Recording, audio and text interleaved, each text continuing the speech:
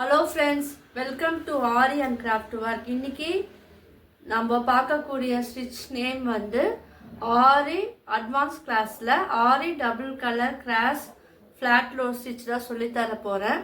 இதுக்கு தேவையான மெட்டீரியல் என்னன்னு பார்த்துடலாம். சில்க் த்ரெட் வந்து உங்களுக்கு என்ன விருப்பமான கலரோ அது வந்து ரெண்டு எடுத்துக்குங்க. நான் க்ரீன் அண்ட் பிங்க் எடுத்துருக்கேன். நீடில் வந்து துலிப் நீடில் 14 எடுத்துருக்கேன். ஸ்மால் சைஸ் ஸ்கேல் பென்சில் இதுதான் இதுக்கு தேவையான மெட்டீரியல். வாங்க இதை எப்படி பண்ணலான்னு பார்க்கலாம். இந்த ஸ்டிச் நான் சொல்லி கொடுக்கறதுக்கு முன்னாடி என்னோட சேனலை வந்து சப்ஸ்கிரைப் பண்ணாதவங்க சப்ஸ்கிரைப் பண்ணுங்க. இந்த வீடியோக்கு ஒரு லைக் கொடுங்க. சில்க் த்ரெட் வந்து 2 த்ரெட்டாக எடுத்து இப்போ நாட் போட்டுக்குங்க. இது வந்து நீங்கள் கவனமாக பாருங்கள். இந்த ஸ்டிச்சை நீங்கள் யாரோ வந்து ஸ்கிப் பண்ணாதீங்க. ஏன்னா ஸ்கிப் பண்ணிங்கன்னா உங்களால் இது வந்து போட முடியாது. ஸோ நீங்கள் வந்து கவனமாக பாருங்கள். இப்போ த்ரெட்டை எடுத்து பேக் ஸ்டிச் தான் நான் போடுறேன். ஏன்னா நம்ம ஆரியில் எந்த ஒர்க் பண்ணும் போது நீங்கள் வந்து பேக் ஸ்டிச் போட்டு ஆரம்பிங்க. அப்போ தான் உங்களுக்கு வந்து த்ரெட்டு வந்து உங்களுக்கு பிரியாது. இப்போ நான் பேக் ஸ்டிச் போட்டுட்டேன். இப்போ பக்கத்தில் என்ன பண்ணுங்கள், ஒரு குட்டியாக ஒரு லாக் ஸ்டிச் வந்து போடுங்க. இது வந்து டபுள் கலரில் நான் சொல்லித்தர போகிறேன். ஸோ ஃபுல்லாக பாருங்கள். இப்போ கீழே நீங்கள் வந்து ஒரு ரெக்டாங்கிள் ஷேப்பில் பாக்ஸ் வரைஞ்சிக்குங்க. அந்த கார்னர் 2 கார்னர்லேயும் நீங்கள் முக்கோணம் ஷேப்பில் வந்து நீங்கள் வந்து வரையணும். இந்த முக்கோண ஷேப்பில் வந்து 2 காலம் வரைஞ்சிக்குங்க. சென்டரில் வந்து இந்த ரெக்டாங்கிள் வரைஞ்சிருக்கோம் இல்லையா, அதில் சென்டரில் மார்க் பண்ணி ஒரு லைன் வந்து வரைஞ்சிக்குங்க. ஏன்னா நம்ம டபுள் கலர் சொல்லும் போது அது ஈவனாக வரணும். ஸோ நான் மார்க் பண்ணி நான் நடுவில் ஒரு கோடு போட்டுட்டேன். இப்போ வாங்க இதை எப்படி போடலான்னு பார்க்கலாம். இப்போ பேக் ஸ்டிச் போட்டோம் இல்லையா, இது பக்கத்துலேயே வந்து ஒரு குட்டியாக லாக் ஸ்டிச் போட்டுட்டு கீழே வந்து ஒரு ஸ்ட்ரெயின் ஸ்டிச் போட்டுட்டு அது பக்கத்துலேயே ஒரு குட்டியாக ஒரு லாக் ஸ்டிச் வந்து போடணும். லாக் ஸ்டிச்னால் உங்களுக்கு தெரியும், ஸ்ட்ரெயின் ஸ்டிச் தான் நான் சொல்கிறேன். இப்போ மறுபடியும் மேலே வாங்க. மேலேனா இந்த சைடில் நம்ம லைன் போட்டோம் இல்லையா, இந்த லைனுக்கு சைடில் வந்து போடுங்க. பாருங்க, போட்டுட்டு அதில் ஒரு குட்டியாக ஒரு ஸ்ட்ரெயின் ஸ்டிச் வந்து போடுங்க. இப்போ இந்த பாக்ஸ் ஃபுல்லாகவே நம்ம இந்த மெத்தடில் போடணும். இந்த பாக்ஸ் விட்டு வெளியே வரும்போது கொஞ்சம் சேஞ்ச் ஆகும். ஸோ வீடியோ வந்து ஸ்கிப் பண்ணாமல் ஃபுல்லாக பாருங்கள். இப்போ இந்த சைடை வந்து மறுபடியும் நான் வந்து ஒரு குட்டியாக ஒரு லாக் ஸ்டிச் போட்டுட்டு தான் நான் கீழே பாருங்கள் இந்த லைனு ஸ்ட்ரைட்டாக போகுது இல்லையா, அந்த லைன் மேலே தான் போடணும். பக்கத்துலேயே ஒரு குட்டி லாக் ஸ்டிச் நீங்கள் போடும் போது அந்த முக்கோண ஷேப் வந்து நம்மளுக்கு கிடைக்கும், ட்ரையாங்கிள் ஷேப் வந்து கிடைக்கும். ஸோ நீங்கள் இது வந்து ட்ரை பண்ணும் போது சரி த்ரெட்டில் ட்ரை பண்ணிவிட்டு அதுக்கப்புறம் சில்க் த்ரெட்டில் நீங்கள் ட்ரை பண்ணிங்கன்னா உங்களுக்கு வந்துடும். எந்த ஒர்க் பண்ணாலும் நீங்கள் சரியில் ட்ரை பண்ணிவிட்டு அதுக்கப்புறம் சில்க் த்ரெட்டில் பண்ணும்போது உங்களுக்கு வந்து அது ஈஸியாக வரும். உங்களுக்கு அந்த ஸ்டிச்சு வந்து புரியவும் செய்யும். என்னுடைய வீடியோ பார்த்து யாருன்னா நீங்கள் ப்ராக்டிஸ் பண்ணியிருந்தீங்கன்னா எனக்கு வந்து சென்ட் பண்ணுங்க. இப்போ பாருங்கள், நம்ம ட்ரையாங்கிள் ஷேப் இருக்கும், நான் அழகாக போட்டுட்டேன். இப்போ வந்து உங்களுக்கு சேஞ்ச் ஆகும். என்னென்னா இப்போ மேலே நம்ம போடும் போது அந்த லைன் மேலே போடக்கூடாது, அந்த லைனை விட்டு உள்ளே போடணும். இப்போ நம்ம லைன் மேலே நான் போட்டேன் இல்லையா, இப்போ லைன் மேலே போடக்கூடாது, லைனுக்கு உள்ளே தான் நம்ம போடணும். பாருங்க, லைனுக்குள்ளே போட்டுட்டு அந்த லைன் மேலே தான் குட்டியாக ஒரு லாக் ஸ்டிச் வந்து நம்ம போடணும். இப்போ இங்கே வரும்போது இப்போ கீழே இருக்கு இல்லையா, இந்த பகுதியில் நம்ம போடும் போது லைன் மேலே தான் நீங்கள் போடணும்.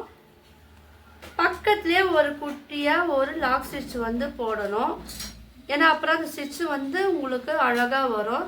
இப்போ பாருங்கள், மறுபடியும் சொல்லித்தரேன். இந்த லைனுக்குள்ளே ஒரு ஸ்டிச்சு போட்டுட்டு அந்த லைன் மேலே வந்து ஒரு குட்டியாக ஒரு லாக் ஸ்டிச் வந்து நீங்கள் போடணும். பாருங்கள், இப்போ இந்த கீழே வரும்போது திரும்பவும் அந்த லைன் மேலே போட்டுட்டு அது பக்கத்துலேயே ஒரு குட்டியாக ஒரு லாக் ஸ்டிச் வந்து போடணும். இந்த மாதிரி போட்டால் தான் நம்மளுக்கு ஷேப் வந்து சைடாக வரும். அப்போ தான் உங்களுக்கு வந்து இந்த டபுள் கலர் வந்து அழகாக போடும் போது நல்லா தெரியும். நீங்கள் ஈவனாக போட்டிங்கன்னா உங்களுக்கு அந்த ஷேப் வந்து வராது. ஸோ அதனால் நீங்கள் வந்து அதுவும் கொஞ்சம் பார்த்துக்குங்க. எந்த அளவுக்கு நீங்கள் சரிவாக போட முடியுமோ அந்த அளவுக்கு சரிவாக போடுங்க. இந்த மாதிரி தான் வந்து இதில் பாதி வரைக்கும் போடணும். இங்கே வந்து போடும்போது கொஞ்சம் உங்களுக்கு டிஃப்ரென்ஸ் வரும். அதை எப்படி நான் சொல்லித்தரேன், வீடியோ ஃபுல்லாக பாருங்கள். இப்போது இந்த லைன் போட்டோம் இல்லையா, நீங்கள் அது வரைக்கும் நிறுத்தக்கூடாது. இதில் வந்து இந்த பாக்ஸில் பாதி அளவு வந்து இந்த ஸ்டிச்சு வந்து போடணும். ஸோ கவனமாக பாருங்கள், அப்போ தான் உங்களுக்கு வந்து ஈவனாக கிடைக்கும். அந்த ஷேப்பும் வந்து பார்க்கறதுக்கு நல்லா இருக்கும். நான் எங்கே ஃபினிஷ் பண்ணுறேன்னு பாருங்கள், எப்படி முடிக்கணும்னோ கவனமாக பாருங்கள். இதில் எண்டில் வந்து நான் ஒன்று சொல்லித்தருவேன், அது வந்து ப்ரீவியஸ் வீடியோவில் வந்து நான் சொல்லித்தரல நான். ஸோ இந்த வீடியோவில் வந்து நீங்கள் அதே போல் போட்டிங்கன்னா பார்க்கறதுக்கு இன்னும் அழகாக இருக்கும். ஸோ அதுவும் நீங்கள் வந்து ட்ரை பண்ணுங்கள். அதுக்கு வீடியோ வந்து ஃபுல்லாக பாருங்கள், ஸ்கிப் பண்ணாதீங்க. நான் இந்த வீடியோ மட்டும் இல்லாமல் Aari basic and advance brooches class video, fabric painting, silk thread jewellery making வீடியோவை நான் அப்லோட் பண்ணியிருக்கேன். புதுசாக பார்க்குறவங்க என்னுடைய ப்ரீவியஸ் வீடியோ போய் பார்த்தீங்கன்னா உங்களுக்கெல்லாம் ஒரு ஐடியா கிடைக்கும். நீங்களும் வந்து ப்ராக்டிஸ் பண்ணலாம். உங்களுக்கு வீடியோலாம் தொடர்ச்சியாக பார்த்து நீங்கள் கற்றுக்கணுன்னா என்னுடைய பிளேலிஸ்ட்டில் தனித்தனி ஹெட்டிங் கொடுத்துருக்கா. Aari work, brooches class, fabric painting, silk thread jewellery making, நான் தனித்தனியாக ஹெட்டிங் கொடுத்து பிளேலிஸ்ட்லேயும் நான் அப்லோட் பண்ணியிருக்கேன். ஸோ அதுவும் நீங்கள் பார்த்தீங்கன்னா உங்களுக்கு 1 by 1 என்னுடைய வீடியோவை பார்த்து நீங்கள் வந்து கற்றுக்கலாம். லைவ் வீடியோவும் போய் பாருங்கள். அந்த லைவ் வீடியோவில் போனால் உங்களுக்கு ஒரு ஐடியா கிடைக்கும். அதுக்காக தான் நான் சொல்கிறேன். ஸோ இது வரைக்கும் என்னுடைய சேனலை சப்ஸ்கிரைப் பண்ணாமல் நிறைய பேர் பார்க்குறீங்க. அவங்களாம் சப்ஸ்கிரைப் பண்ணிங்கன்னா எனக்கு ஒரு மோட்டிவேட்டாக இருக்கும். இப்போ பாருங்கள், இந்த லைனுக்கு நான் வந்து பாதி போட்டு முடிச்சுட்டேன். நம்ம லைன் போட்டோம் இல்லையா, இதில் வந்து பாதி போட்டால் போதும். போட்டுட்டு இப்போது நீங்கள் எண்ட் நாட் போட்டு இது வந்து ஃபினிஷ் பண்ணணும். குட்டியாக எண்ட் நாட் போட்டு இது வந்து நாட் போட்டு இது ஃபினிஷ் பண்ணிடுங்க. ஏன்னா இப்போது டபுள் கலர் நம்ம யூஸ் பண்ணும் போது இங்கே எண்ட் நாட் போட்டு இது ஃபினிஷ் பண்ணிடலாம்.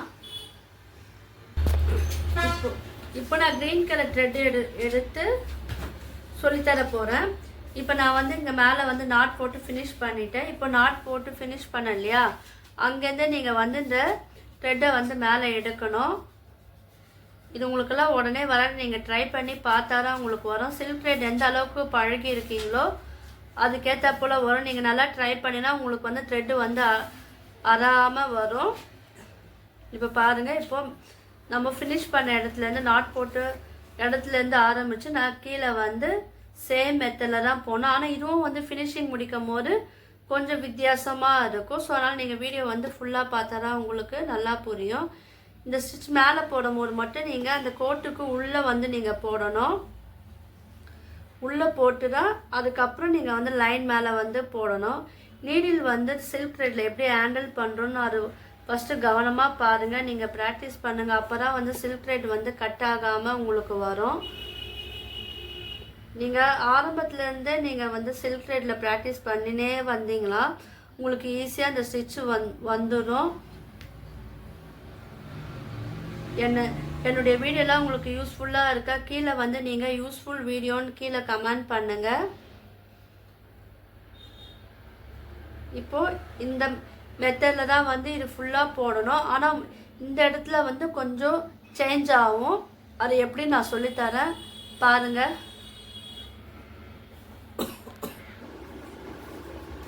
இப்போது இந்த சைடு மட்டும் வித்தியாசப்படும். என்னென்னா நம்ம இது வரைக்கும் ஒரே மாதிரி போட்டுட்டோம் பாருங்கள். இப்போ இங்கே இந்த இடத்துல வந்து என்ன பண்ணணும்னா கொஞ்சம் நீங்கள் அந்த லைன் மேலே போடணும். லைன் மேலே போட்டுட்டு கொஞ்சம் வெளியில் போடுற போல் வரும். கொஞ்சம் தள்ளியும் நீங்கள் வந்து போடலாம். ஆனால் இந்த இடத்துல போடும் போது மட்டும் உள்ளுக்க போட்டுட்டு அந்த லைனுக்கு கோட்டுக்கு உள்ளே போட்டுட்டு அது மேலே கோட்டு மேலே நீங்கள் வந்து இங்கே ஸ்டிச்சு போடணும், லாக் ஸ்டிச்சு. ஆனால் கீழே இந்த சைடு போடும் போது மட்டும் அந்த லைன் மேலே நீங்கள் போட்டுட்டு கொஞ்சம் வெளியே தள்ளி நீங்கள் அந்த லைனை விட்டு வெளியே தள்ளி கொஞ்சமாக ஒரு லாக் ஸ்டிச் வந்து போடணும். ஸோ இந்த மாதிரி போடும் போது உங்களுக்கு வந்து இந்த ஷேப் வந்து உங்களுக்கு வரும். பாருங்கள், கவனமாக பாருங்கள். இது ஃபினிஷிங் வந்து எப்படி நான் முடிக்கிறேன்னு கவனமாக பாருங்கள்.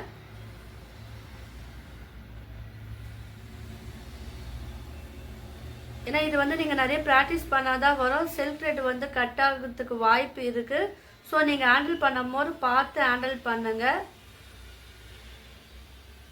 நான் வந்து டபுள் த்ரெட்டில் தான் நம்ம போடணும். எப்பவுமே சில்க் த்ரெட்டை பொறுத்த வரைக்கும் நீங்கள் டபுள் த்ரெட்டில் தான் போட முடியும், சிங்கிள் த்ரெட்டில் வந்து போட முடியாது.